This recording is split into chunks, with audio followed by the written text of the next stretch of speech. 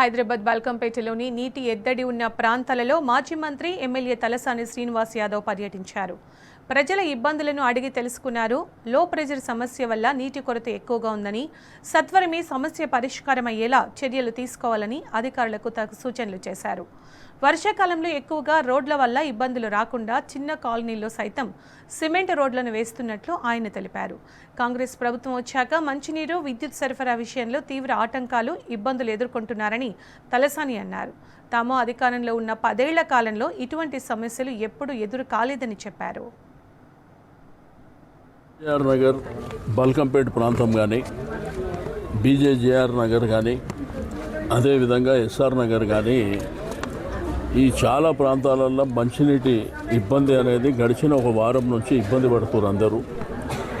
రెండోది pollution water విషయంలో కూడా చాలా ఇబ్బంది, ఎందుకంటే సమ్మర్ కాబట్టి.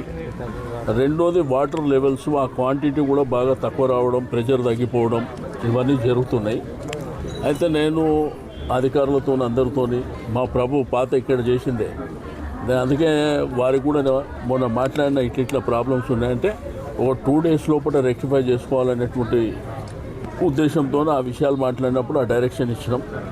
బట్ నిన్న మొన్న వాళ్ళు అధికారులు వాళ్ళ సీనియర్స్ లేకపోతే జూనియర్స్తో కూర్చొని మాట్లాడుకొని మన దగ్గర ఎటువంటి ఇబ్బందులు లేకుండా జాగ్రత్తలు తీసుకోవడానికి ఒక కార్యాచరణ తయారు చేశారు. రేపటి నుంచి కరెక్ట్ సాయంత్రం 6 గంటలకు వాటర్ వస్తాయి. వాళ్ళకి ఎక్కడ కూడా ఇబ్బంది లేకుండా చూసుకోవాలనేటువంటిది.